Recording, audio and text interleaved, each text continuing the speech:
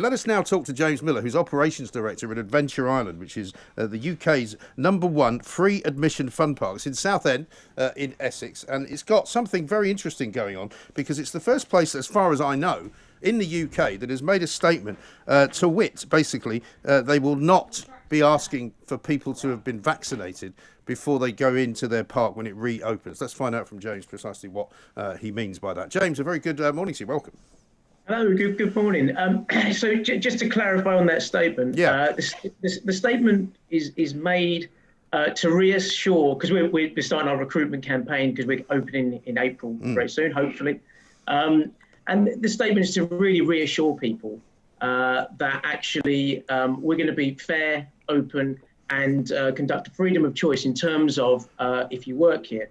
There's been several things that we've noticed that has happened that we're not particularly content with in terms of the bullying nature of how people want to push the vaccine onto people, the peer pressure that is taking place, which is completely wrong, and the invasion of privacy. And those sort of things are not compatible with the Adventure Island culture at all whatsoever. We won the Queen's Award just last year. And that's all about our culture and our leadership and bringing young people up. And this is completely against everything we stand for, to be honest with you. And I should just add that the owner of the company, who is my dad, took his jab the other day. So it's not that we're anti-vaxxers or anything like that whatsoever. We wouldn't want to be seen to discouraging people to do it. We're saying that it's your body, it's your choice, you do what you want to do. And it's not for us at all to get involved in that decision. So if you want a place to work for like that, then we're your employer. And assuming that would also apply to people visiting as well, because obviously people are concerned. A lot of people talk to me and ask me the question, what if they bring in these vaccine passports? You can't go to a restaurant without one. You can't go to a concert without one. I mean, presumably you would not be asking people to show that they've been vaccinated to get into the park either. It's plainly wrong. It's completely wrong. Right? This is not the country that we are.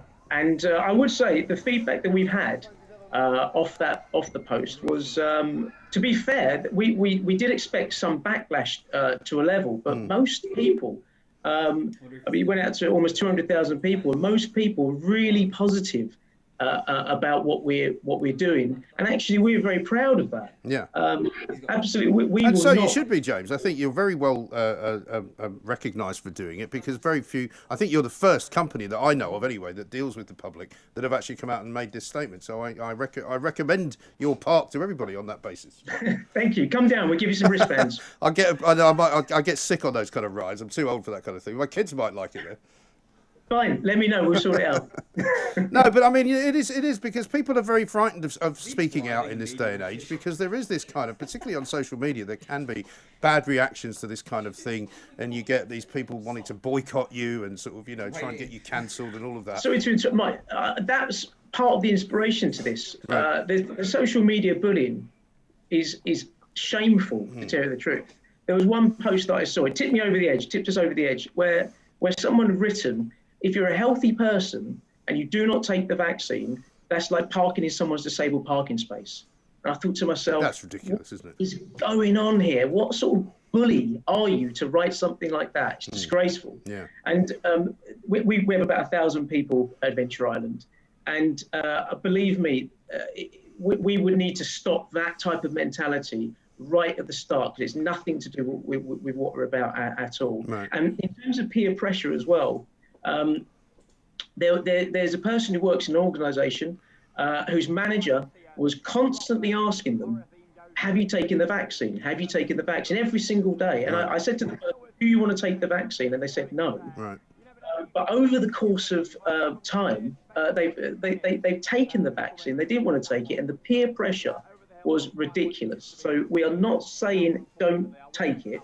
We're just saying it's unacceptable for peer pressure to be the guide towards what someone does with their own body. Yeah, absolutely right. Finally, James, we're just out of time here. How's the business been coping generally since the lockdown began last year? We've battled and fought to survive. My dad he will not be beaten. And the lockdown, despite the capacity, we had to have a vastly reduced capacity. We did well. The VAT going down to 5% has been enormously helpful. I will say that, and really that's a must for that to continue. But overall, we probably spent about £250,000 upward in all our COVID secure measures that we put in place during the park this year, and we will continue to make it COVID safe this year. So we can't wait to invite people down to Southend. Great stuff. And the opening date, James? We think hopefully it'll be April the 17th. Okay. That's the Saturday, and we just can't wait to welcome people back, welcome our staff back, because the nation is desperate to let off steam, and we're ready to help them do that. And have some fun. Brilliant stuff, James. Great stuff. Thank you very much indeed, and well done for taking that stand, because I think it's important that companies do it, and it's more important that more companies do it as well, because it is a matter of freedom in this country. And I don't say anything different to what James says. It's not a question of telling people what to do. It's a question of letting people decide what to do. 0344 499 1000. Coming up, Dan Hodges on Peter Hitchens and the budget. This is Talk Radio. Across the UK, online, on DAB+, and on your smart speaker. The key thing is, after you've had your second jab, keep following the guidance. Talk Radio.